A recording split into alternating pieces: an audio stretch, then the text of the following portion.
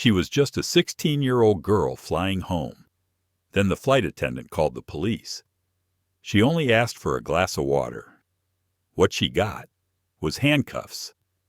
16-year-old Amara Jennings had every right to be in that first-class seat. She wasn't loud. She wasn't unruly. She was simply present. A quiet black teenager returning from a robotics conference, carrying nothing more than a sketch pad and the calm strength her mother taught her. So why did the flight attendant see her as a threat? Why did a white officer drag her bleeding down the aisle while dozens of passengers watched? And why didn't anyone stop it? But here's what nobody knew. Amara's father, Darius Jennings, was the CEO of the very airline they humiliated her on. And when he arrives, everything changes. This isn't just a story about a flight gone wrong. It's about legacy, justice, and what happens when one girl dares to rise with dignity in the face of public shame. What would you do if the world mistook your silence for guilt? Don't miss this powerful journey. Like, share, and subscribe to our channel. And now, let's begin the story of Amara Jennings. Blood had a way of silencing a room. It wasn't the shouting. It wasn't the metallic click of the cuffs or the stunned gasp from seat 4C. It was the sight of a thin, dark ribbon of blood trailing from a girl's temple, slowly tracing the edge of her cheek, dripping onto the pristine leather of a first-class seat. And the silence that followed was almost louder than the noise. Amara Jennings sat still, lips pressed tightly together, her breathing shallow and steady. Her wrists were cuffed behind her, awkwardly pinned between the narrow seat and the metal armrest. Her suitcase lay open on the carpeted aisle, a worn hardcover book, a half-eaten protein bar, and her polished ID badge had fallen out. The badge read, Amara Jennings, National Young Aviators Program. No one moved to pick it up. The officer who had cuffed her, Cole Branson, stood over her like a statue, his face unreadable but his knuckles still white from tension.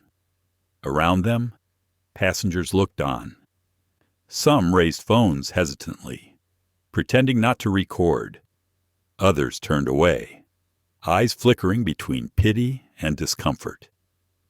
The flight attendant, Deborah Whitlow, hovered near the galley, arms crossed over her neatly pressed uniform, jaw clenched. She looked uncomfortable now, like maybe this had gone further than she meant it to, or maybe she just hated that things had become visible. Captain Jonah Marks stepped out of the cockpit slowly, his face tight with concern.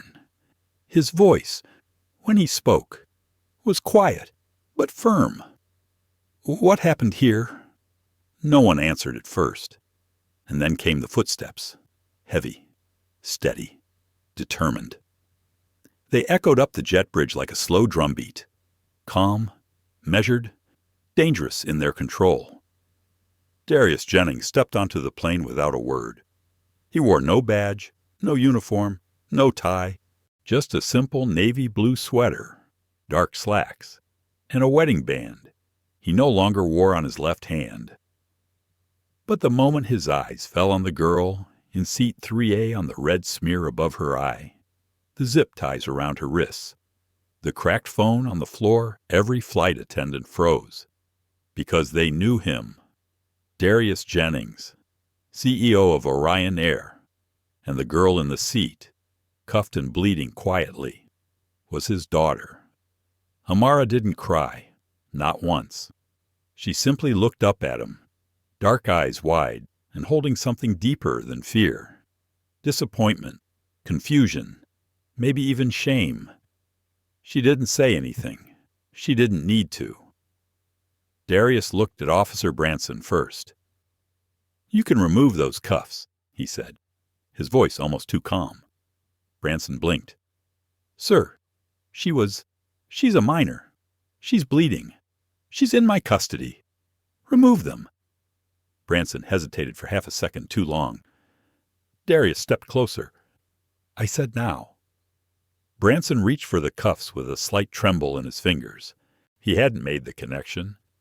The officer had no idea the girl he was manhandling was the daughter of the man who signed half the regional law enforcement aviation contracts in this state. As the zip ties came loose, Amara exhaled softly. Her hands dropped into her lap, marked red with pressure lines. Darius knelt beside her, pulled out a handkerchief from his pocket, and gently dabbed at the blood on her face. "Did they hit you?" "No," she whispered. "I hit my head when he grabbed me." He didn't ask anything more. Instead, he stood and turned toward Deborah Whitlow. His eyes didn't leave hers. "Get the captain." "He's all ready." "I said get him again." The second time, the tone was colder. Captain Mark stepped forward, already halfway to them. "Mr. Jennings, this isn't what it looks like." There was a misunderstanding. A complaint. Darius raised a hand. "Save it for the boardroom." There was no shouting, no threats, just that voice, measured, steel beneath silk. The air inside the cabin had shifted. Everyone could feel it. Passengers began murmuring. A woman in row 5 wiped a tear. A young man in 2D stared at Amara like he was seeing something too large for words. Ms. Gloria Mayfield, seated behind Amara, placed a gentle hand on the girl's shoulder. "This child did nothing wrong," she said clearly. "To no one and everyone. I saw it all." Darius turned to her. "Thank you," he said softly. He took out his phone and dialed. "Yasmin," he said, speaking to the head of customer experience. "I need a full incident report on Flight 203 from Atlanta to Denver." "Yes. Now. Pull body cam footage, cabin surveillance, passenger complaints, and suspend both Branson and Whitlow pending investigation." He paused. "And bring me the diversity audit I asked for 6 months ago. No more delays." He hung up. Then he turned back to his daughter and held out a hand. "Come on. You're flying home with me." Amara rose slowly, her legs shaky but her back still straight. She held onto his arm as they walked past rows of stunned passengers. Some nodded. A few clapped quietly. One older gentleman whispered, "God bless you, sir." They said nothing as they stepped off the plane, but the silence behind them said everything. Because in just 10 minutes, a quiet teenage girl had gone from criminal to catalyst. And no one, especially not Deborah Whitlow, had seen it coming. Amara Jennings had always loved airports. There was something about them that felt like possibility stretched thin across glass and concrete. The sound of rolling suitcases, the way the fluorescent lights hummed softly overhead, the smell of cinnamon pretzels and jet fuel in the air. Even as a child, she'd felt at home between terminals. She didn't tell many people, but her favorite place in the world was Gate A24 at Raleigh-Jordan International. That gate faced west, and in the late afternoon, the sun spilled through the floor-to-ceiling windows, washing the waiting area in gold. It was the first gate she'd ever flown out of, the first one her dad had ever picked her up from, and the one she always returned to. Now, sitting in the back seat of the town car her father had arranged. Amara stared out the tinted window as the city receded behind them. Her temple ached faintly. A butterfly-shaped bruise was already forming along her right cheekbone. She touched it lightly, winced, and let her hand fall back into her lap. She didn't cry. That was the rule. Not in front of people, not if she could help it. "Amara," her father said from the front passenger seat, not looking back. "Are you sure you don't want to go to urgent care?" She shook her head once.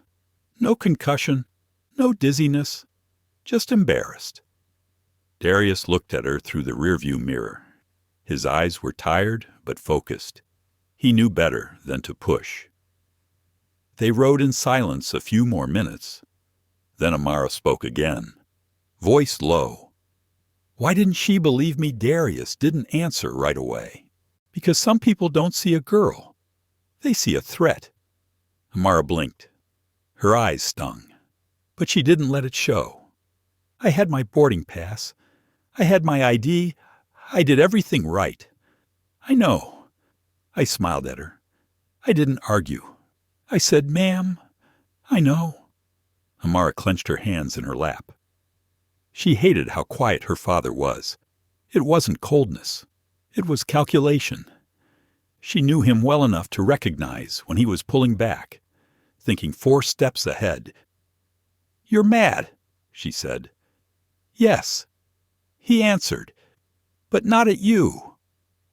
He finally turned toward her, his voice gentler now. You shouldn't have to perform for basic decency.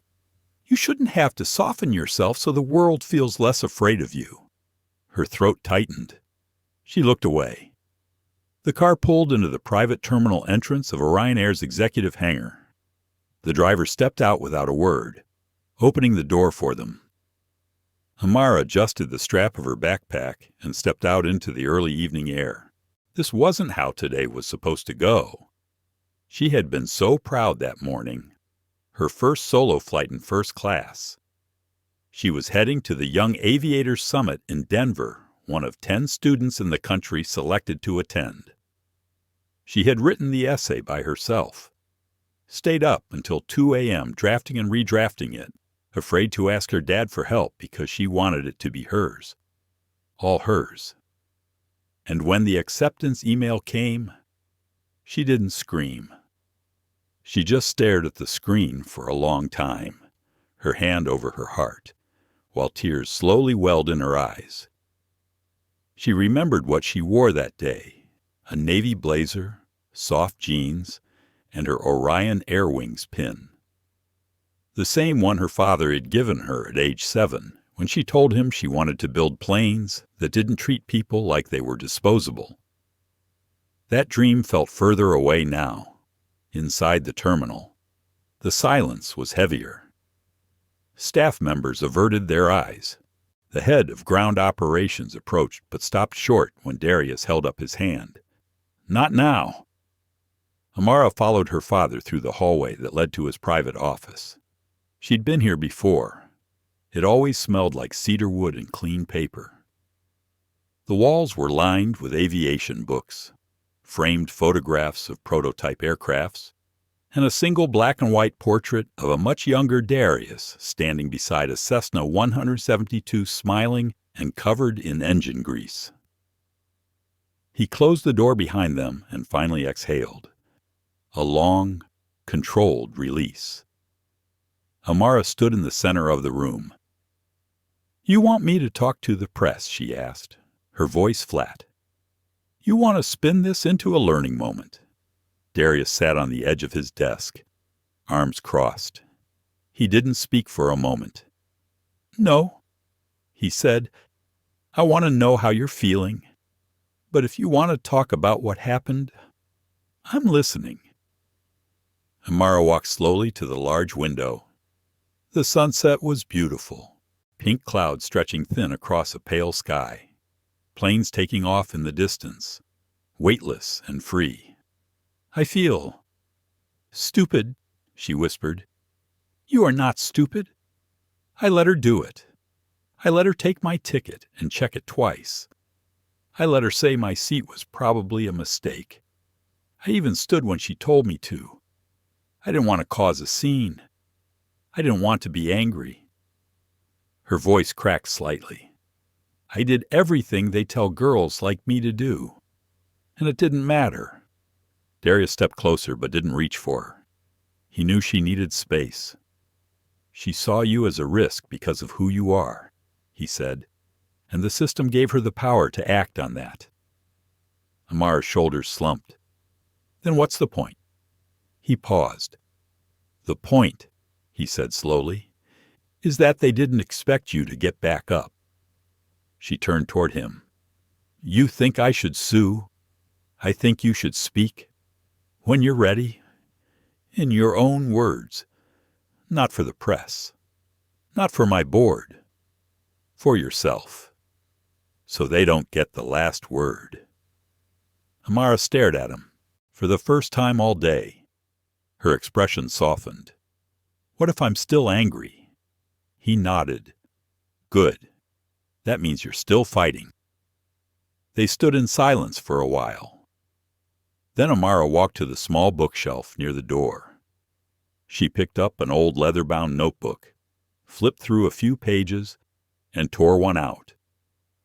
It was a sketch she had drawn of a modular seating system for airplanes that adjusted dynamically for comfort and safety. Her dream design.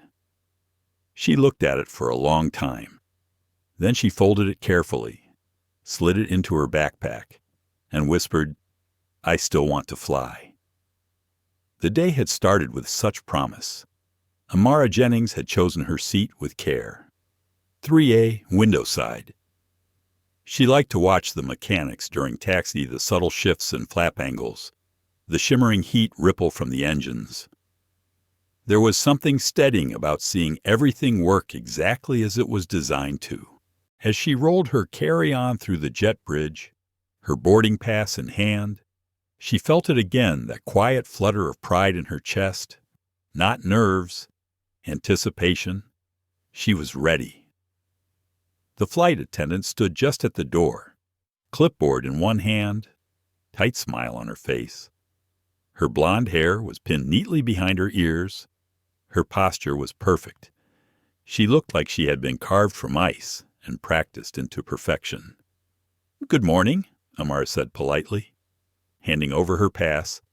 The woman took it, her smile faltering just slightly as she looked from the paper to Amara's face, then back again. You're in first class. The question wasn't unkind, not exactly. It was just shaped like suspicion wrapped in politeness. Yes, ma'am. 3A. The woman looked again, then stepped aside. Of course. Welcome aboard. Amara stepped past her, wheeling her bag carefully down the carpeted aisle. The first-class cabin was already filling. A man in 1D was arguing on the phone in a loud voice. A young couple laughed softly across from one another in 2A and 2B. It smelled faintly of citrus and fresh upholstery. Her seat was waiting. She placed her backpack gently under the seat, slipped into 3A, and clicked her seat belt across her waist. She was just pulling out her paperback, an annotated biography of Bessie Coleman, when the same flight attendant reappeared. Hi again, she said, still smiling. But this time it was even tighter, like it had to be forced. Sorry to bother you. Could I just see your boarding pass again real quick? Amara blinked. I already gave it to you. I know. Just a quick confirmation. Amara reached into the side pocket of her backpack and retrieved it. The woman studied it like it was written in another language. Okay. Great. Thank you. Amara tried to return to her book. The woman hovered a second longer. Did someone purchase this seat for you, or did you upgrade yourself at the counter? Amara looked up slowly. I was assigned this seat when I booked my ticket. It's part of my sponsorship for the Young Aviators Summit.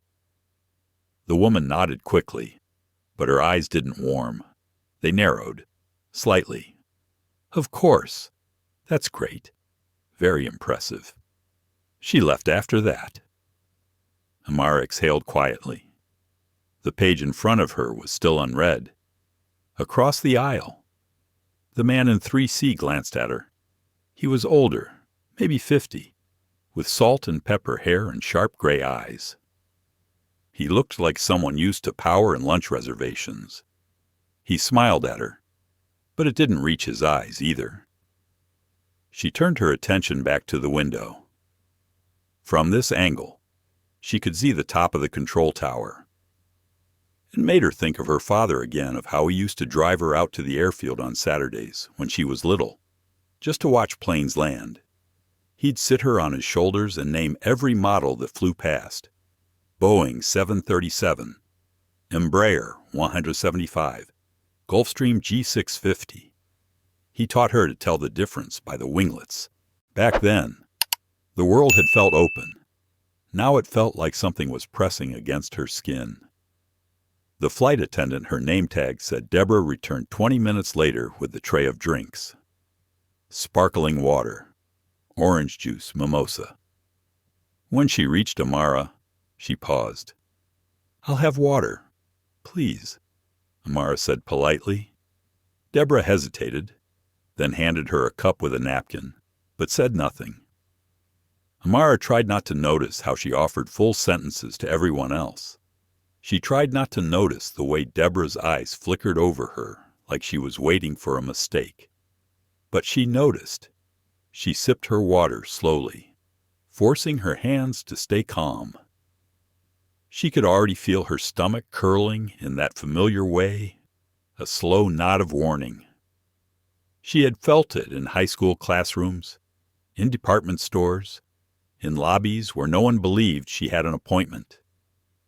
It was a specific kind of tension, one born not from confrontation, but from the effort of having to preempt it. She looked down at her lap and folded her napkin twice. Then she took out her journal. The leather cover was soft and worn.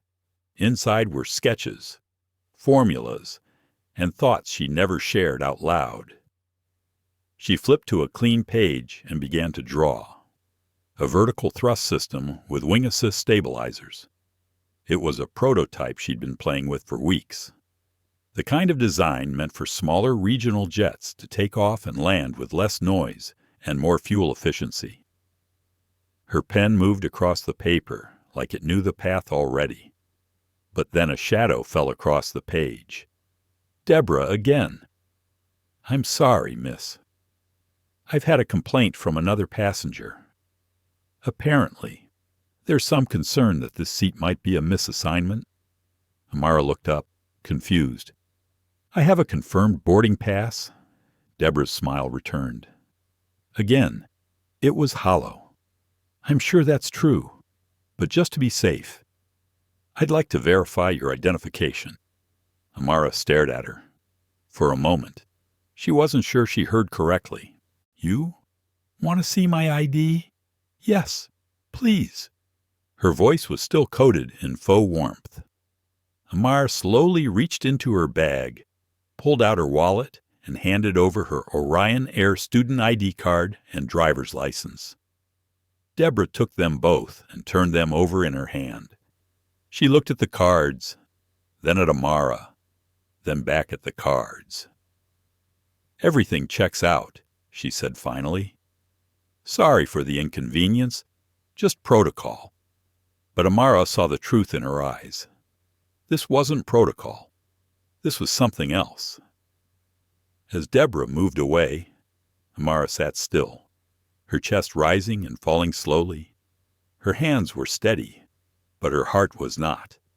She could feel the eyes of 3C on her again. This time she didn't look back. She was trying to breathe, trying to center herself, but her grip on the pen was just a little too tight. She went back to her sketch, but the lines were harder now, sharper.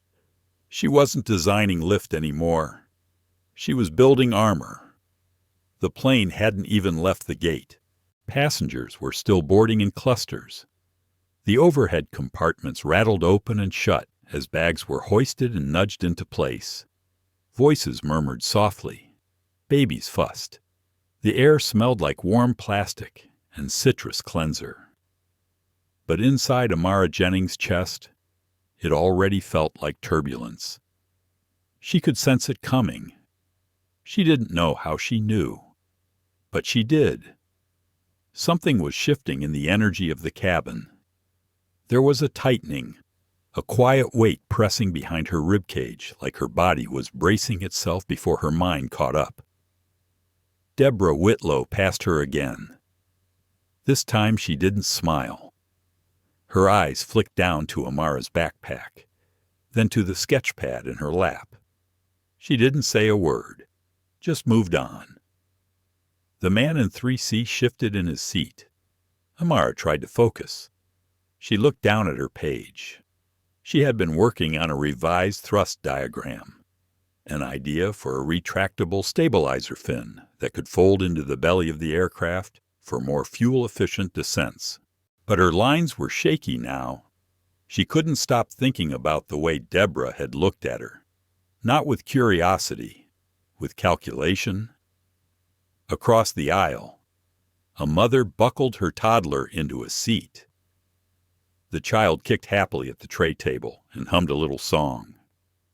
Something about that sound made Amara's throat tighten. It reminded her of when things felt simple. A day before she had to second-guess every expression directed her way. Before she understood what it meant when someone didn't see you as a passenger, but as a possibility for disruption. The intercom buzzed. "Ladies and gentlemen, welcome aboard Orion Flight 203 with nonstop service from Raleigh, Jordan to Denver International. We'll be pushing back shortly. Please ensure all devices are in airplane mode and tray tables are secured." A voice from the cockpit followed. "This is Captain Jonah Marks. I'll be flying you today. Looks like clear skies all the way west. We're expecting an on-time departure." The cabin gave a soft collective sigh. Buckles clicked, phones dimmed, the usual rhythm. Then Deborah returned again, walking slowly down the aisle as if scanning for something. Amara felt her stomach drop when she stopped directly beside her. "Miss Jennings," Deborah said, "may I speak with you privately for a moment?" Amara blinked. The words barely made sense. "I'm sorry. Would you mind stepping to the galley with me? It'll just take a second." Around her, a few heads turned. The man in 3C shifted again, his eyebrows raised. Amara looked to him, then back to Deborah. "Is something wrong?" "I've had a couple of passengers express concern," Deborah said smoothly. "Just need to verify something quickly. It won't take long." Amara's heart started to pound. Not from fear, from familiarity. She had heard this before in other forms. "We're just following procedure. It's just a quick clarification. We'd appreciate your cooperation."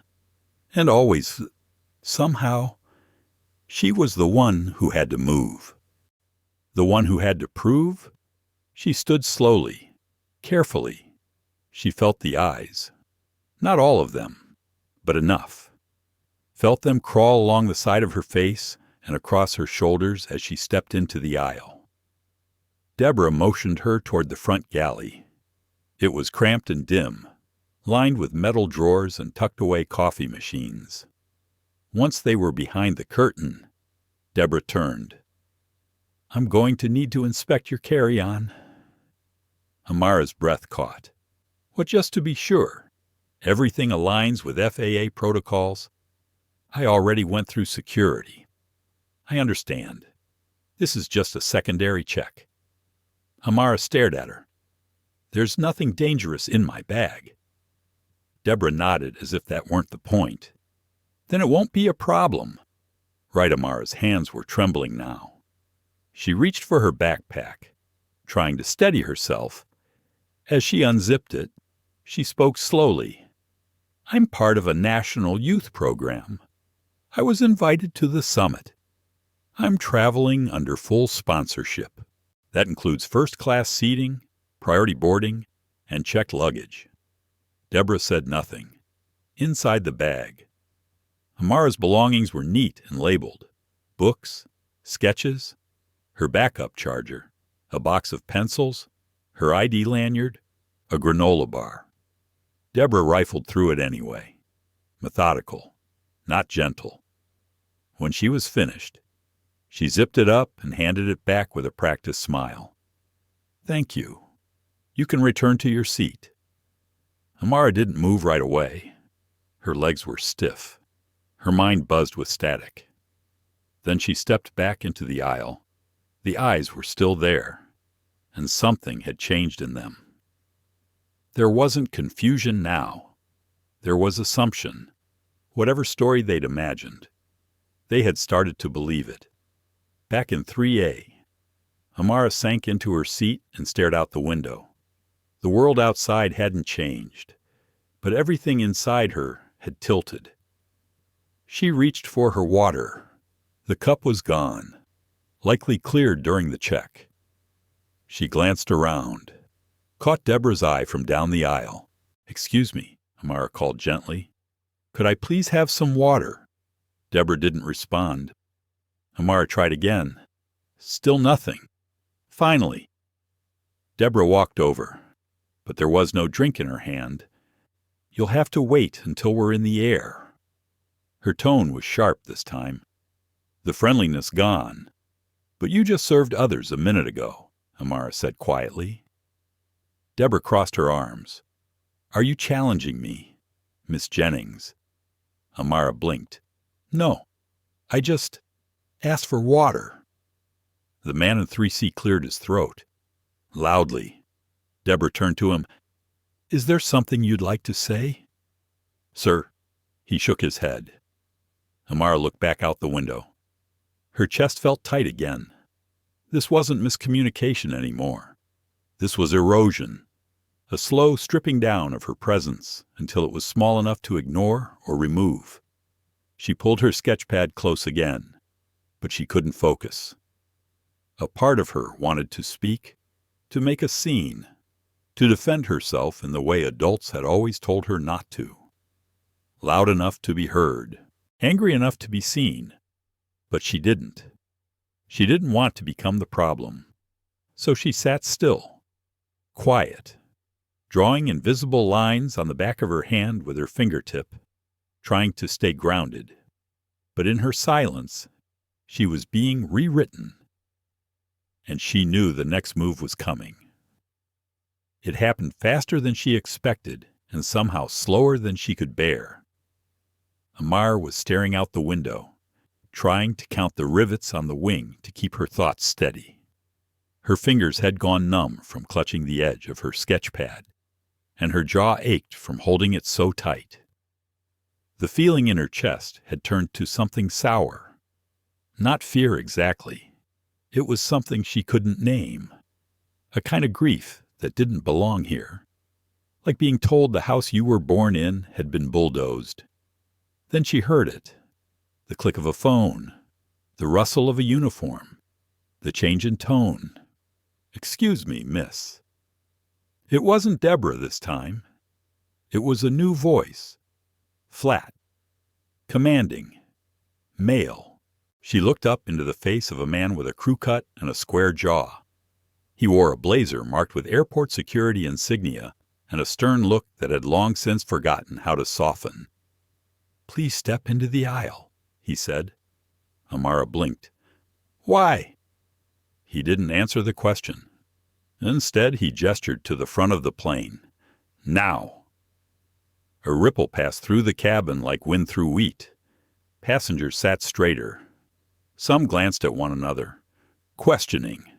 Others avoided eye contact entirely. "I haven't done anything," Amara said, her voice quiet. The officer didn't move. "You've been reported for non-compliance." Non-compliance of what a moment passed. A silence loud enough to draw blood. "Please don't make this harder than it has to be." Amara looked over at Deborah, who stood a few rows back, arms crossed, watching. Her throat felt dry. Her hands trembled slightly. "I'm 16 years old," she said, barely more than a whisper. The man didn't flinch. "Step out of the seat." The mother with the toddler in 4B wrapped her arms around her child protectively. A man behind Amara pulled his phone halfway out of his jacket. Another whispered, "What is going on?" And then Gloria Mayfield spoke. The elderly woman across the aisle leaned forward, voice clear and unwavering. "This young lady has been polite and quiet since she boarded. I've watched it all. She hasn't raised her voice, hasn't broken a rule. What exactly is she being accused of?" The officer turned toward her. "Ma'am, I need you to remain seated." Gloria didn't blink. and I need you to explain why you're targeting a child while the rest of us watch." A few more murmurs now. Someone cleared their throat loudly. Another passenger raised a phone higher. The tide was turning, ever so slightly, but it didn't stop what happened next. The officer stepped forward, reached down, and took Amara by the wrist. The grip wasn't violent, but it was firm. Too firm. A grip that said, "I don't care how old you are. Let go of me," Amara said softly. "Then walk," he answered. She stood, slowly, dignity in every movement, her limbs stiff, her chest burning. "You don't have the right to." Her voice broke off as he reached for her other arm, and in that instant, she lost her balance. Her foot caught on the corner of the seat. Her temple struck the armrest. There was a dull thud, and then silence. When she looked up, the world was tilted sideways. A warm line of blood slid past her eyebrow. She didn't scream, didn't sob. She simply blinked as it blurred her vision.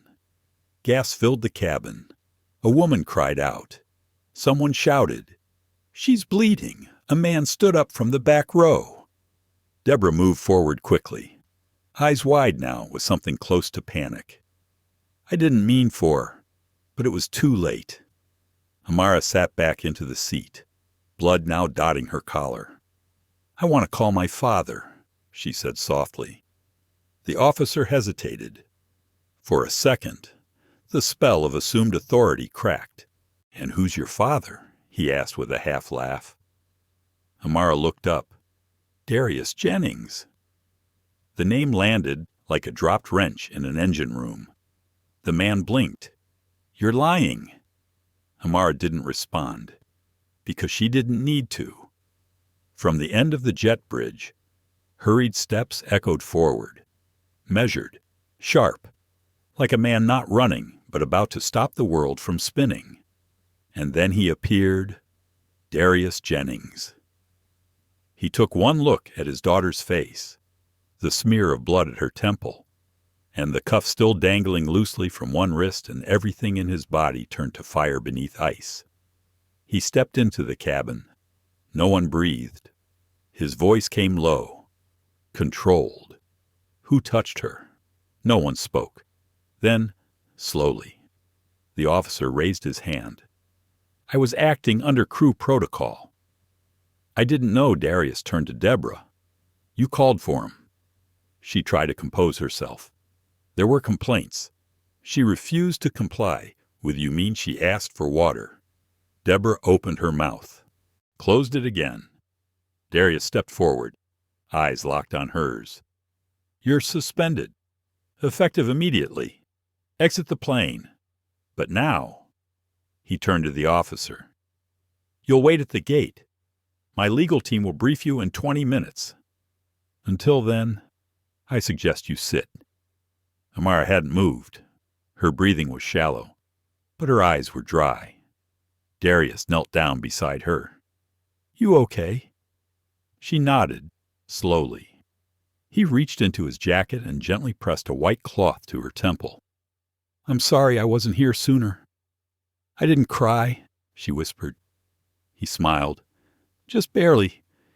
You don't have to be strong right now." "Yes," she said. "I do."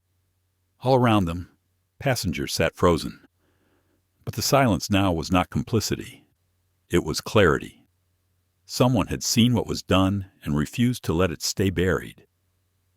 Darius stood. "Ladies and gentlemen," he said, "I apologize for the delay and for the injustice you just witnessed.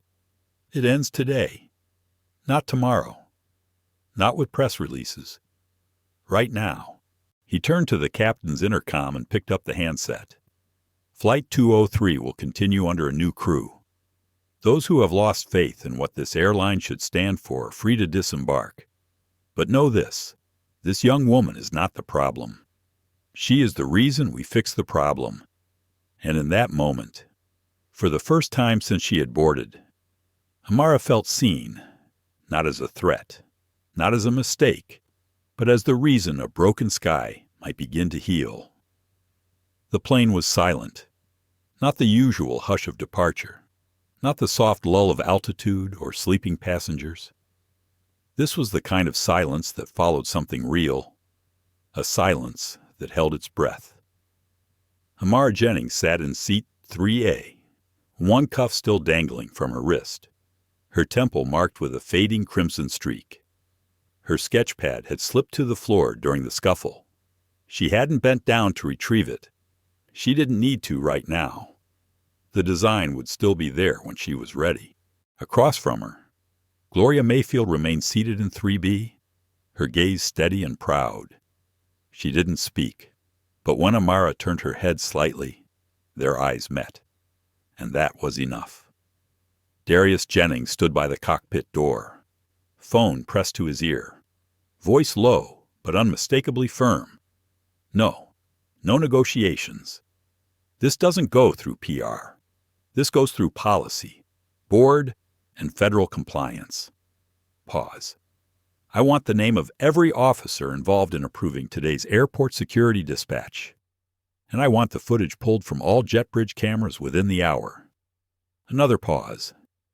If they try to spin this, I walk. With my ownership shares? The silence in the cabin wasn't just from awe. It was shifting.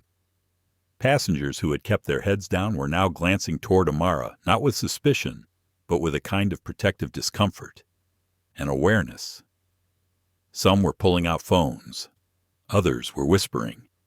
The man from 3C had disappeared quietly during the commotion, but many stayed, watching, processing. The flight had not yet taken off, but the journey had already begun. The replacement crew arrived 15 minutes later. A younger flight attendant with warm eyes and a visible tremor in her hands offered Amara a glass of water and a soft apology. "I'm so sorry this happened. To you. Amara nodded once and took the water. She didn't say anything. Not yet. When the plane finally pushed back from the gate, the world outside the window had shifted shades. Dusk had begun to settle, coating the tarmac in a pale orange glaze. The city skyline shimmered far off in the haze. Amara leaned her head against the cool glass and closed her eyes. She didn't sleep. She thought. About how quickly truth could blur. About how easily dignity could be stripped when you wore the wrong skin in the wrong seat. About how the plane had only needed one frightened lie and one silent crowd to unravel everything she thought she had earned. And still, she was here. She turned her thoughts to her mother, Celeste Harper, who had once told her, "You can't always prevent injustice, baby, but you can refuse to disappear beneath it." Amara didn't disappear. Instead, she slowly opened her sketch pad and began to draw again. Not the plane. Not this time. She drew herself, sitting tall, eyes forward, blood on her cheek, but hands still working, still building. She didn't even realize her seatmate was watching. "You're an artist," Gloria said quietly. Amara smiled for the first time in hours. "I'm an engineer," she replied. Gloria nodded approvingly. "You can be both." They flew on in silence for a while. At cruising altitude, the internet connection returned. Devices lit up. News alerts began to flash. The footage had made it out. Someone in economy had filmed the moment the officer grabbed Amara's arm. The image of her falling, the blood, the silence. The video had already gone viral. The caption read, "She asked for water. They called the cops." Screens buzzed, social media flooded, hashtags began to form like protest lines. Amara Jennings, Mosh first class, doesn't mean safe. Let her fly. Darius was, there in the front row. A teenage boy showed the video to his father. The man nodded slowly and said nothing. Another woman dabbed her eyes with a tissue. A corporate traveler typed a message on his laptop. then hesitated before hitting send. Amara saw none of it. She was still drawing, not for the world, for herself. The flight attendant approached again, this time holding a blanket and a small first aid kit. "May I?" Amara looked up and nodded. The woman knelt gently beside her, cleaning the last of the blood near her temple, then wrapping a soft blanket around her shoulders. "Your dad's incredible," she whispered. Amara didn't say anything at first. Then, softly, "He's not perfect, but he fights." The woman smiled, then returned to the galley. Darius returned to his daughter's side once the phone calls were done. He didn't speak immediately, just sat beside her, his broad shoulders suddenly looking tired. "You okay?" he asked. "I don't know," she said honestly. He nodded. "That's fair." Amara traced her finger over the page again. The drawing was almost finished. "Will they believe me?" Darius didn't look at her when he answered. "Some won't, but the right ones will, and the truth will carry farther than you think." She nodded slowly, then looked at him. "Was I too quiet? Should I have said something sooner?" Darius turned to her, eyes softening. "You didn't owe anyone a performance. Silence doesn't mean weakness. Sometimes it means clarity. The fact that you stayed calm, that's not submission. That's power." Amara let the words sit in her chest. She needed them to anchor something inside her. Then she opened a new page and began a fresh design. This time, not an aircraft system, but a cabin blueprint. An idea for a new seating configuration, one that placed people in community, not hierarchy. Circular clusters, face-to-face layouts, accessibility first. Her father watched over her shoulder. "You're redesigning the sky," he said softly. "No," Amara answered. "I'm just making sure it belongs to everyone." As the lights dimmed and the plane drifted into the last leg of its journey, Amara Jennings sat with her head high, the wound on her temple glowing faintly in the light, and her hands still moving, line by line, toward a future no one could take from her. The plane had landed 37 minutes ahead of schedule, but for Amara Jennings, it felt like a lifetime later. She stood just inside the jet bridge at Denver International, her backpack slung over one shoulder, her sketchpad held against her chest like a shield. The world beyond the plane had shifted. She could feel it in the eyes of the gate agents, in the way their hands hovered awkwardly above their keyboards, unsure whether to offer a smile or an apology. A soft chime rang as passengers stepped off behind her, one by one. Some avoided her gaze entirely. Others looked at her too long, but no one said anything. Then came the flash. Just outside the glass wall, past the gate's corridor, someone snapped a photo, then another. Phones were raised. Not many, but enough. She didn't flinch. Darius stood behind her, hand gentle on her back. He wore the look of a man who had spent hours fighting behind the scenes and knew the battle was only beginning. "You can go to the hotel with Gloria and Miles," he said softly. "I'll stay and handle the press." Amara didn't answer immediately. She turned to look out at the growing cluster near the arrival gate. News crews, some bloggers, airport employees whispering into their radios. A woman held a cardboard sign that said, "We believe you," in pink marker.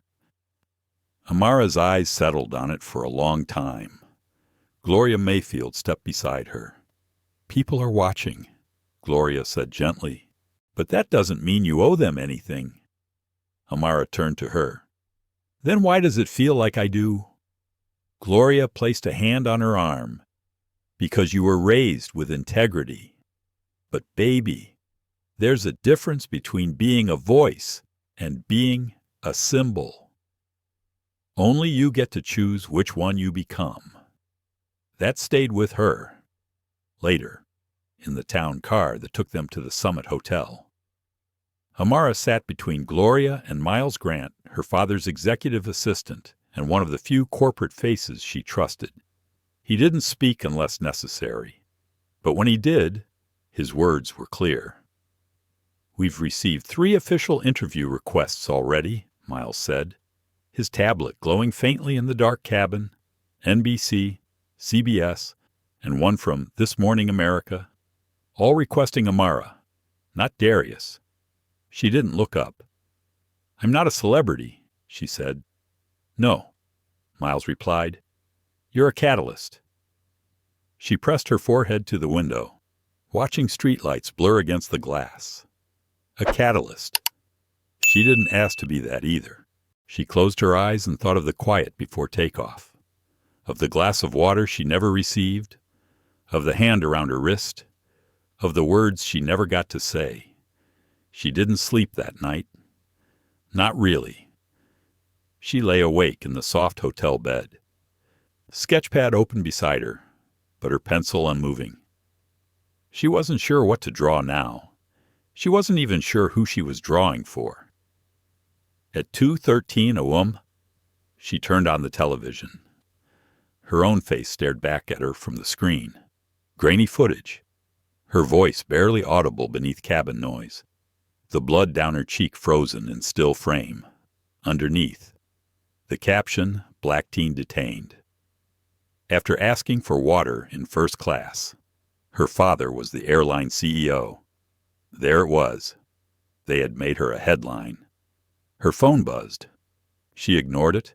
It buzzed again. This time, it was a text from her mother. "C.E.all. I'm proud of you. And I'm furious. I'll be on the next flight out." Another text from an unknown number. "Hi, Amara, I'm Liana from the Rising Voice podcast. We tell stories that change laws. We'd be honored to help tell yours. No spin, just truth." Amara stared at the screen, then put it face down on the nightstand. She sat up slowly, walked to the window, and looked out across Denver's city lights. The buildings rose like paper stacks in the distance. A quiet world, one that didn't know her pain and wouldn't care unless she packaged it cleanly for their consumption. She felt sick. She returned to the bed, opened her sketchpad, and finally, her pencil moved. But this time she wasn't drawing cabins or wings or systems. She drew a girl in a uniform, standing alone in the aisle of a plane, face calm, hands folded. Above her, the lights flickered. Behind her, rows of passengers blurred into shadows. In front of her, a man pointed, not in anger, but in fear. She titled the piece, "This Seat Was Paid For." The next morning, Miles brought her breakfast yogurt, fruit, tea, and news. "Your video has been viewed 9 million times. There are already calls for a Department of Transportation investigation, and Orion stock opened 10 points down." Amara blinked. "I didn't want that," she said. "I know," Miles replied, "but sometimes justice comes with a price tag." He paused, then set a printed letter on her table. "It's from the Summit Board. They still want you to speak at tonight's event, but you have the right to decline." She picked up the letter. Read it, reread it, then looked up. "They invited me because I was a rising star," she said softly. "They invited you because you earned it," Miles said. "Don't let what happened take that away from you." She thought about it all day, in the mirror, in the elevator, in the hotel lobby, where a guest stopped her with teary eyes and said, "You reminded me of my niece. Thank you." By the time the sun set, she still hadn't decided, until she opened her inbox and saw one final message. From Captain Jonah Marks, subject, "I'm sorry. Message I should have said something on that plane. I failed you. I saw what was happening and I said nothing. I've resigned. But if you speak tonight, I'll be in the audience, and I'll listen." That did it. She stood, got dressed, and walked into the fire. The ballroom was hushed before she even stepped onto the stage. Over 400 people packed into the grand hall of the Summit Hotel, beneath gilded chandeliers and silver-draped banners. The air held a strange tension, a cocktail of anticipation, guilt, and reverence. It was no longer just a youth engineering event. It had become something else, a reckoning in real time. Amara Jennings stood in the wings, heart thudding quietly beneath the soft folds of her navy blue dress. It wasn't fancy, just one she'd packed for the panel, a modest choice she now realized would be broadcast across the country. Next to her stood Gloria Mayfield, watching the audience like a sentinel. "I know you're scared," Gloria said gently, "and that's okay. But the words inside you matter more than the fear outside you." Amara nodded, lips pressed together. Then the lights shifted. The MC's voice came over the speakers. "And now, please welcome to the stage our youngest keynote guest, Ms. Amara Jennings." Applause swelled as she stepped forward. Not thunderous, not obligatory. It was the kind of clapping people do when they don't know whether to cheer or bow their heads.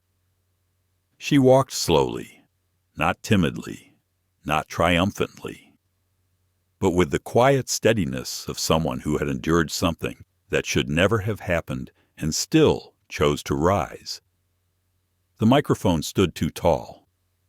She adjusted it with both hands, looked out over the sea of expectant faces. She began, not with a quote or a joke, but with the truth. "I didn't want to be up here tonight." The room was still. "I didn't ask for attention. I didn't ask for the spotlight.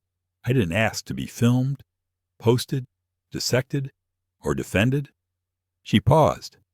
"I asked for water, a few gasps, a shifting in chairs. I was 16, in first class, traveling to speak at this very event. I was excited, nervous, prepared. And then I was mistaken for something dangerous." Her voice didn't waver, though her hands trembled slightly at her sides. "I was labeled disruptive, investigated, detained, and hurt. Not because of my behavior, but because of someone else's fear. Because I didn't look like what they expected in that seat." She scanned the room slowly. "Let me say this clearly, I earned that seat. I belonged in that seat. And still, I was treated like a threat. Someone in the back stood, then sat. The ripple of movement passed, but Amara didn't flinch. I want to tell you what that moment did to me. Not physically, I'm healing, but inside." She took a breath. "This part was harder. For years, I was taught to be good, to be excellent, to be quiet. I followed the rules. I excelled in school. I dreamed big, because I believed that if I was polite enough, smart enough, non-threatening enough, I would be safe." Her voice cracked, just for a moment. But excellence doesn't protect us from bias. Decency doesn't exempt us from injustice. And silence doesn't stop someone from seeing you as less. She let those words settle. Let the audience absorb the weight. "I don't want pity," she continued. "I want awareness. I want change. I want the people in this room, engineers, leaders, CEOs, gatekeepers, to ask yourselves who gets to belong in your spaces. Who do you assume is out of place? Who do you protect and who do you ignore?" Eyes were wet now. Even the MC had placed a hand over her heart. "I didn't come here tonight to relive my trauma. I came here to remind you that every seat on a plane, in a boardroom, in a university is a seat someone like me had to fight to sit in." She looked down for a second, gathering herself. "And I'm tired of fighting to be seen." Then, slowly, She raised her sketch pad. "This," she said, holding it up, "is my latest design. A new cabin layout, not based on class or priority or status, but on community, inclusion, respect." She flipped it open to the schematic she'd drawn just last night. "I'm not an activist. I'm not an influencer. I'm an engineer. But I believe engineering is about solving problems. And the biggest one we face isn't mechanical, it's human." Silence. I didn't want to speak tonight, but I needed to. Because this isn't just about me. It's about every black girl who has been mistaken for a problem. Every child who's learned to shrink themselves. Every young dreamer who's been asked to prove their worth over and over just to sit down. Her final words came softer, slower, almost like a whisper meant for each listener's heart. We are not passengers in this world. We are architects of its future, and if I'm going to keep flying, it has to be toward a better one. She stepped back. The room erupted. Not just applause, but a wave of standing people, shouting her name, clapping with urgency, with pride, with apology. Some wiped tears, others raised fists. And at the very back, near the exit doors, stood Captain Jonah Marks, his pilot's uniform replaced with a gray sweater, his eyes red, his hands in a quiet salute. Amara didn't cry. Not then. She nodded once to the crowd, then turned and walked off stage, her shoulders straighter, her steps lighter, back in the wings. Gloria hugged her tightly. Miles stood nearby, his phone buzzing with nonstop press calls. But he said nothing, just gave her a small smile and a quiet, "Well done." Her father waited in the hallway. Darius didn't speak immediately. He just looked at her, and in his eyes there was no CEO, no title, just a father seeing his daughter for who she truly was. More than brave, more than dignified, a force. "You changed the room," he said. She looked at him with a tired smile. "No," she replied. "I just told the truth. By sunrise, Amara's face was everywhere. Not just news segments. It was podcasts, panel debates, thought pieces with titles like Grace in the Aisle, What Amara Jennings Taught Us About America, and Too Young to Be This Strong." Her speech had gone viral, but so had the reactions.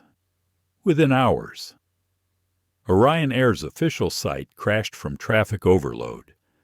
The airline's social media was flooded, thousands of reposts, tags, praise, fury, apology, defense, critique, all tangled together like storm wires after a hurricane. At first, it overwhelmed her. She sat in the hotel room, her phone buzzing nonstop beside her, refusing to pick it up. Her sketch pad lay untouched on the dresser. She hadn't expected it to spread so far, so fast. She had spoken from her heart. She hadn't tried to go viral. She wasn't a movement leader. She was just Amara. But the world wanted more. Some of it was beautiful. Messages from girls she'd never met. "I saw myself in you. I used to feel invisible until last night. You're why I won't stay quiet anymore." Others were gutting. "You're a race-baiting brat who wanted attention." Another entitled kid playing victim. "First class.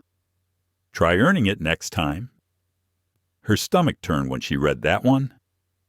She had earned it, top of her class, robotics champion, engineering fellowship. But somehow, in the eyes of strangers, none of that mattered because of one thing: she couldn't change her skin. She threw her phone across the bed and curled up beside the window. Her shoulders trembled, but no tears came. She had cried enough in silence for a lifetime. There was a knock at the door. She didn't answer. Another knock, this time softer. "It's Mom," came the voice from the hallway. Amara rushed to open the door. Celeste Harper stepped inside, tired, fierce, elegant in her gray blazer and natural curls pulled into a low bun. The kind of woman who could walk into a courtroom and silence the room with a glance. But right now, she was just a mother reaching for her daughter. Amara folded into her arms without a word. For several minutes, they didn't speak. When they finally sat, Celeste reached into her purse and pulled out a thick folder. "Legal review," she said. "For the airline. For the officer. For the video rights. I've been up since 3, prepping. But we'll go at your pace. You're not a case file. You're my child." Amara smiled faintly, then frowned. "Some people are saying I made it up, or that I'm overreacting." Celeste didn't blink, and some people said Ruby Bridges was too young to walk into a school. That didn't stop her either. Amara nodded slowly. "I don't want this to be my whole identity." "It won't be," her mother said firmly. "But you don't get to decide how the world labels you, only how you wear it." She held her daughter's hand tightly. "This happened to you. It shouldn't have. And now, people are uncomfortable. That's not your fault. That's their awakening." Amara inhaled deeply. For the first time in days, she felt her lungs fully expand.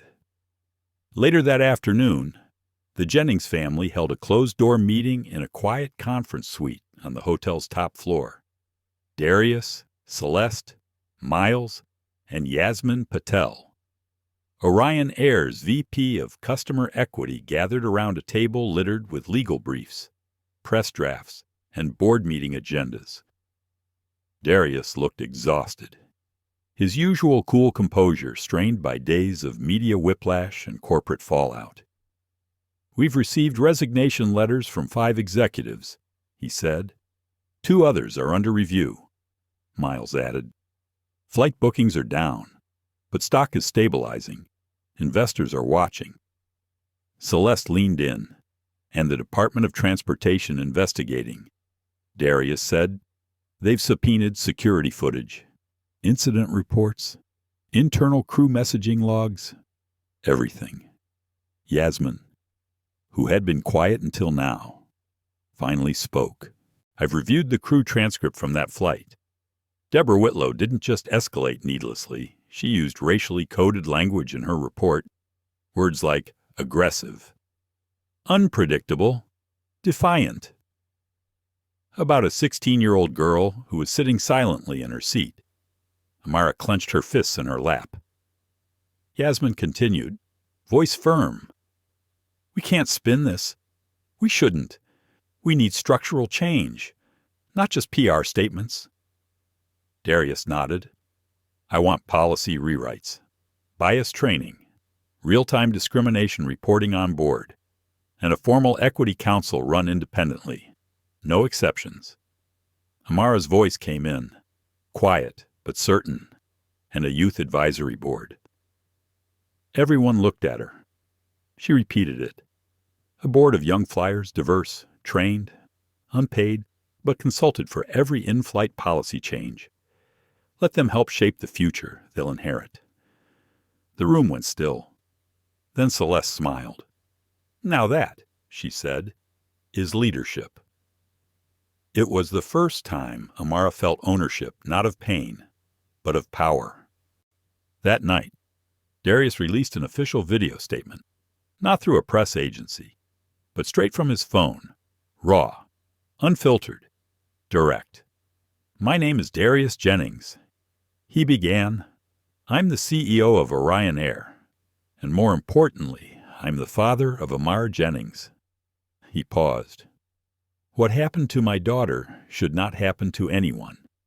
And it happened on my watch, on my plane, under my company's name." He didn't flinch, didn't pass the blame. "So we will not release a statement today. We will release a new standard." He outlined every reform in clear human terms, from training to transparency, from protocol changes to open hearings.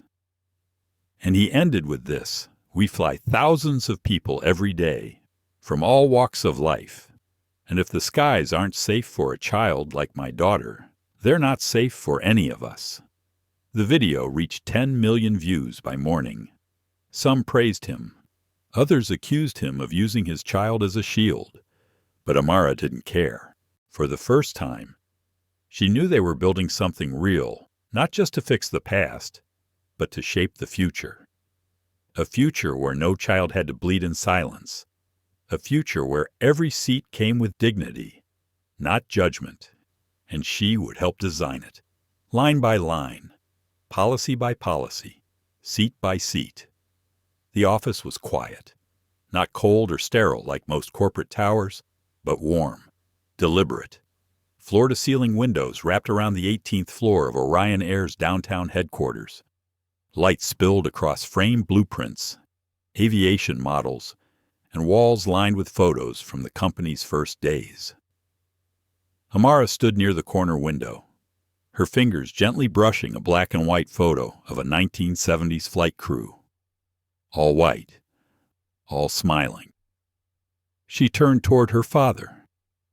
"You ever think," she said slowly, "about how much these people never saw coming?" Darius Jennings smiled softly, setting a folder on the desk behind her. "Every day," he replied. "They didn't imagine people like you walking through their terminals, much less designing them." Amara turned back to the window. The sky beyond was sharp and blue, clean, endless. "Feels heavy sometimes," she said. Darius stepped beside her. "It is, but not too heavy for you." She didn't answer, just nodded. He opened the folder and slid it toward her. "Review this. It's the proposed structure for the Youth Advisory Board. Your idea? They want your input before we launch." She flipped through the pages. A diverse range of students, ages 15 to 22, regional rotations, scholarships attached to participation, regular forums. "They actually listened," she said. "They didn't just listen." Darius replied. "They followed." There was something surreal about reading her name in an official organizational chart. Amara Jennings, founding chair, Youth Aviation Equity Board. A few weeks ago, she'd just wanted to speak at a conference and go home. Now she was helping re-engineer the very structure of an airline. It still didn't feel real, but it mattered. "Let's give them something solid," she said, picking up a pen. "Something they can't ignore or water down later." Darius smiled and left her to work. Downstairs, Yasmin Patel stood before a small crowd of reporters, her voice calm, her posture firm. She outlined the policy changes already underway. Mandatory anti-bias training for all flight crew and gate personnel, onboard incident reporting protocols, visible in every seatback guide, a new chief diversity officer, reporting directly to the board, and the most radical change: elimination of traditional class labels on short domestic flights. No more first class, no more economy, just seats, she said. The announcement sent tremors through the industry. Commentators called it bold, unrealistic, symbolic, but passengers noticed, and many approved. In the following weeks, Orion's bookings stabilized, then began to climb.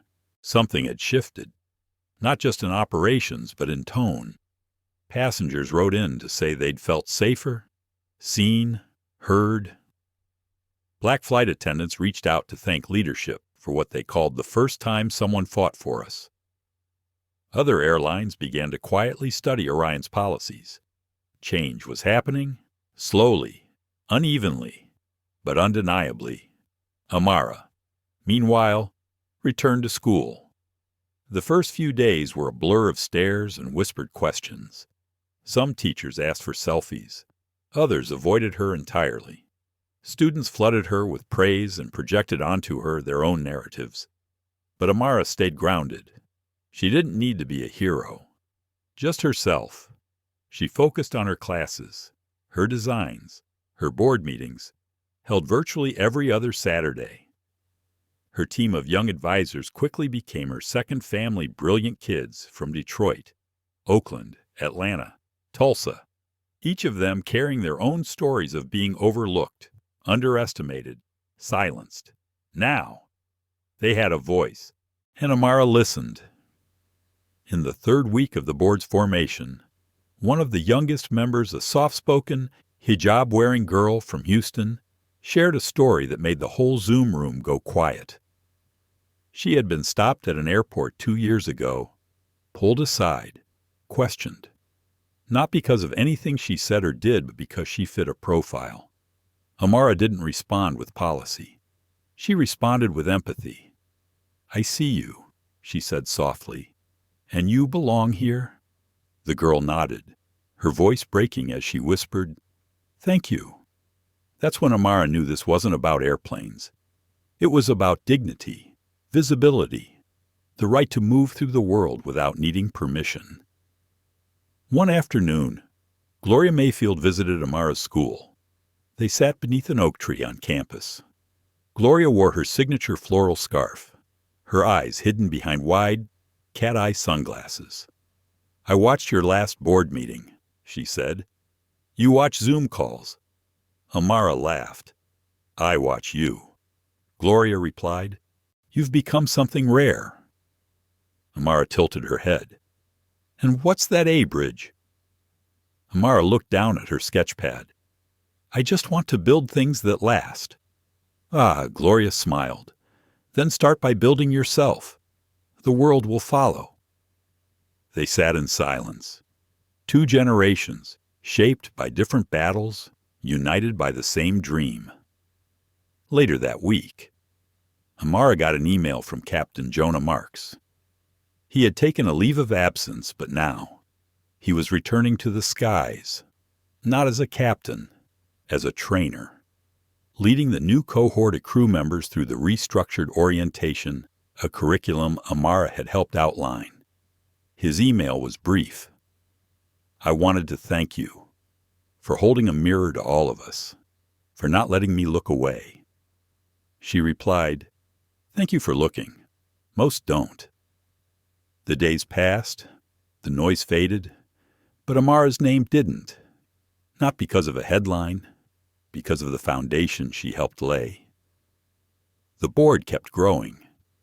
Her team kept meeting. Her designs evolved. She had begun working on a new prototype, a modular cabin system that could adjust for families, mobility needs, and long-haul comfort, without relying on the hierarchy of status. She called it the Equiseat. One night, while sketching late at her desk, her father passed by her door. He paused. "You okay?" Amara looked up. "I'm tired," she admitted, "but not the bad kind." He stepped inside and sat beside her. "Your mom and we're proud of you." She leaned her head against his shoulder. "You know," she said softly, "none of this would have happened if I'd just gotten that glass of water." He chuckled gently. "True? But then again, maybe the world was thirsty for something else." They sat there together, under the soft glow of her desk lamp, a father and daughter, not just survivors of injustice, but co-architects of change. The world hadn't given her a choice, so she made one for herself, not just to speak, but to build. And she wasn't finished, not even close. The sun was low on the horizon, streaking the Denver airport tarmac in a warm amber haze as Amara made her way toward Gate C-22. She wasn't flying for business, not this time. It had been 3 months since her speech, 3 months since the board launched, since the reforms rolled out, since Captain Marks became a lead trainer, since people stopped whispering in hallways and started speaking on record.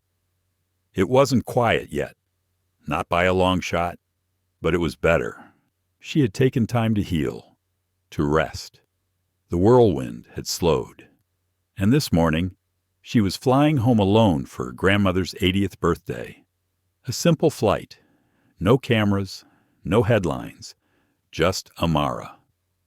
She moved through security with practiced ease.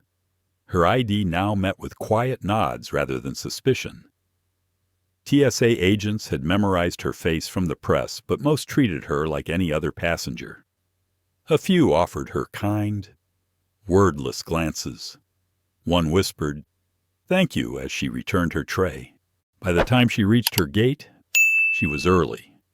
She settled into a window seat in the waiting area, her backpack at her feet, sketchpad in her lap.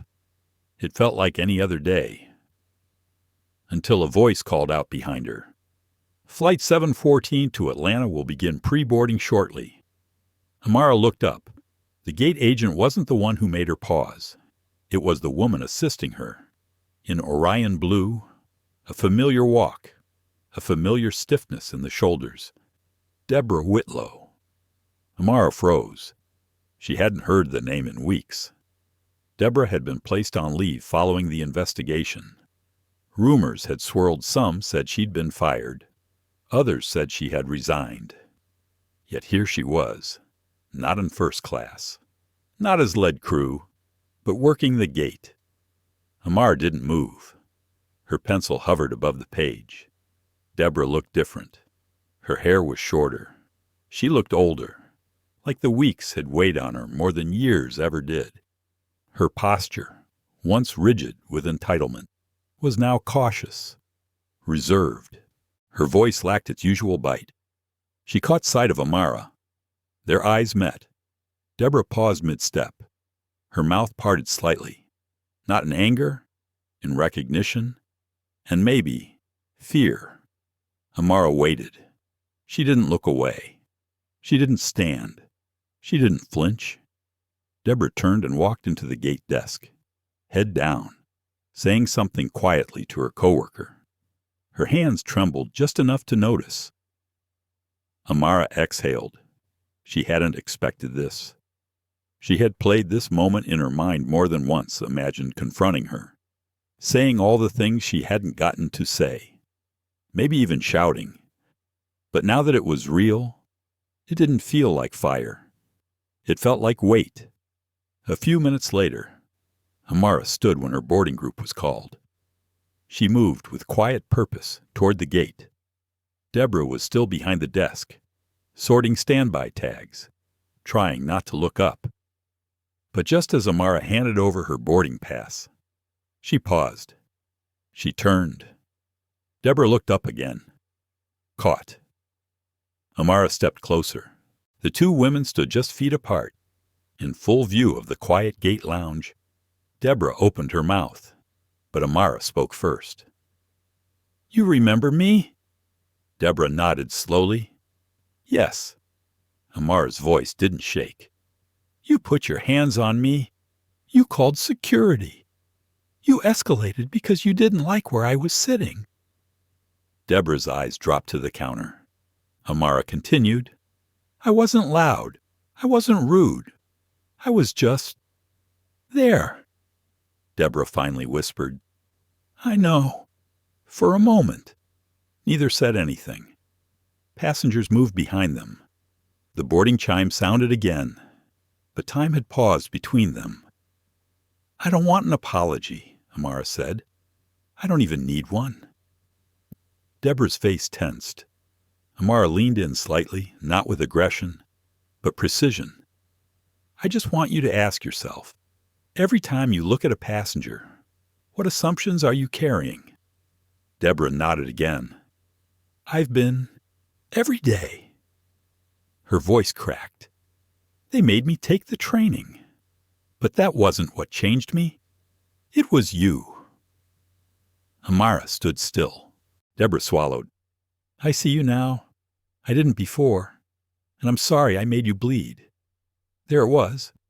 The apology. Not rehearsed, not perfect, but real. Amara didn't smile, didn't nod. She just took it in. Then she said, softly, "You didn't just make me bleed. You reminded me why I have to fight to sit anywhere I belong." Deborah's eyes filled with tears. Amara turned, boarding pass in hand, and walked through the gate. She didn't look back. The flight was calm, no commotion, no stares. She took her seat near the back this time, by choice, by quiet. A young man across the aisle recognized her but didn't interrupt, just offered a small salute and returned to his headphones. She pulled out her sketchpad, drew a long cabin interior, labeled every seat with a different word: respect, presence, witness, voice, belonging. She paused over the last one. Then, in neat handwriting, she labeled her seat unapologetically mine. As the plane began to taxi, she looked out the window. The tarmac passed beneath them, and somewhere behind her, in a different terminal, Deborah Whitlow was probably watching another plane board, maybe carrying this moment with her, maybe changed, maybe not. But Amara didn't carry her anymore. She had let it go. Not because it didn't matter, but because she had something better to carry now. A future. It was the first time Amara had been back to the hangar. The private one at the Orion Air headquarters, where test planes slept under steel ribs and workers moved with soft-footed focus. Even on weekends, everything smelled like metal, fuel, and memory. The scent was oddly comforting. She stood beside her father, watching engineers install modular prototypes into a stripped-down aircraft shell. The Equiseat system her design. Not theory, not a concept sketch in a journal. Real, functional, approved for testing. She had named the test aircraft Hope 227 in quiet homage to the flight where it had all begun. Darius looked over at her. "You ready?" Amara nodded. "More than I've ever been."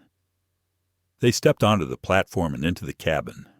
No first class, no economy, just open, modular seating, labeled only by function mobility spaces, quiet zones, family clusters, workspace pods.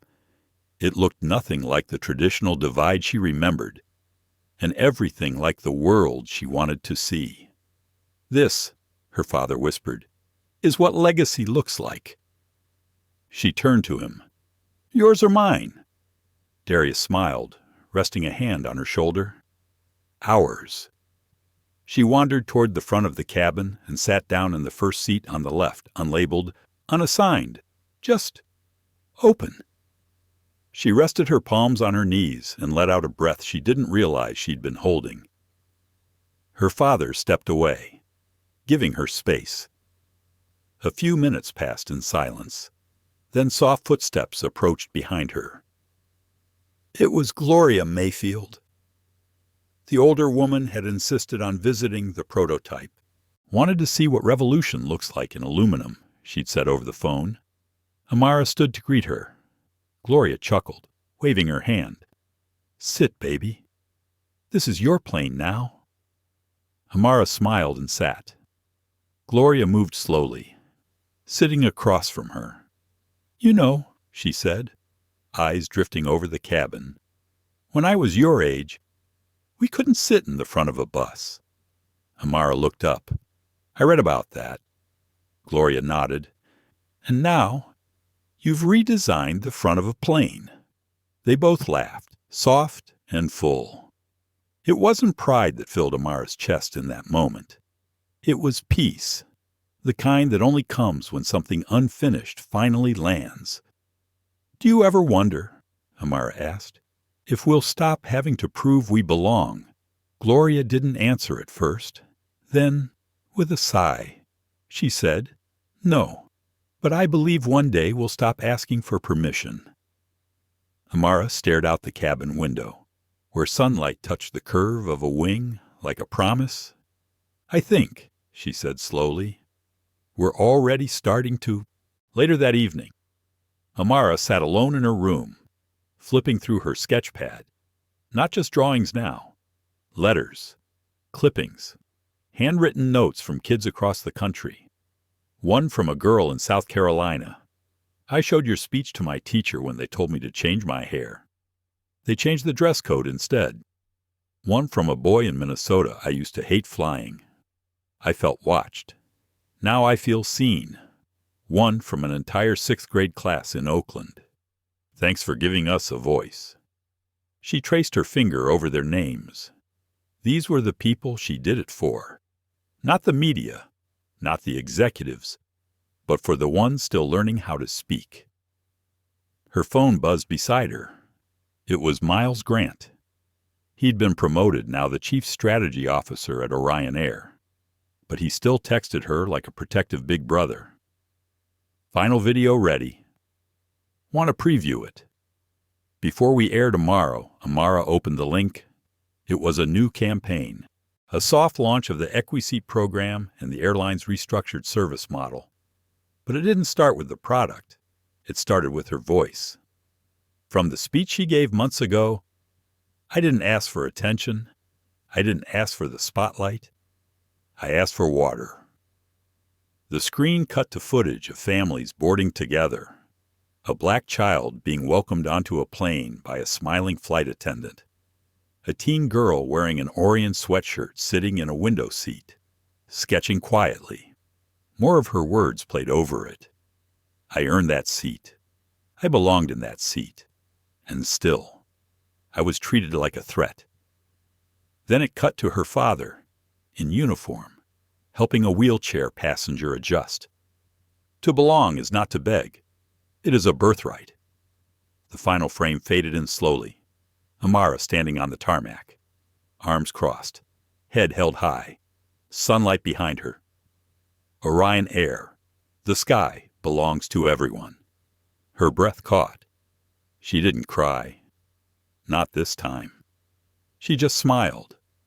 A full, quiet, knowing smile. There was no vindication in it, only peace. The next day, she boarded a flight to Chicago. Another speech, another city, another story. She wore no makeup, no heels, just sneakers and a hoodie. Her curls were up in a puff, her bag slung low on one shoulder. She walked calmly toward her gate. Passengers around her didn't whisper. They smiled. She nodded back. A child waved. She waved back. A flight attendant held the boarding door open wide. "Welcome aboard, Miss Jennings," she said. "We're honored to have you." Amara stepped through without hesitation. Sat down in her seat right in the middle of the plane this time. She looked around. So many different faces. Old, young, brown, pale, loud, quiet. And in that moment, it all felt right. Not because it was perfect, but because she had helped make it possible. She leaned her head back, closed her eyes, and exhaled. This wasn't the end. It was only takeoff. And now, she knew without question the sky belonged to her, too.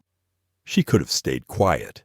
She could have walked off that plane, buried the pain, and gone back to being invisible. But instead, Amara Jennings chose to stand. She didn't scream. She didn't fight. She told the truth calmly, clearly, and held up a mirror to an industry built on unspoken prejudice. And in doing so, she changed everything. This story is a reminder that dignity doesn't require power. It reveals it. That a teenage girl, wrongly profiled, publicly humiliated, can still hold the world accountable, with nothing more than her voice. And that racism doesn't always wear a hood. Sometimes it wears a name tag. Sometimes it serves coffee. Sometimes it smiles while it erases you. But not this time. This time, the world watched. And thanks to Amara, it listened. If this story moved you, please like, share, and subscribe. Your support helps amplify voices that too often go unheard. And don't go far, because in our next video, we reveal another untold story where justice, identity, and courage collide at 30,000 feet. See you in the skies.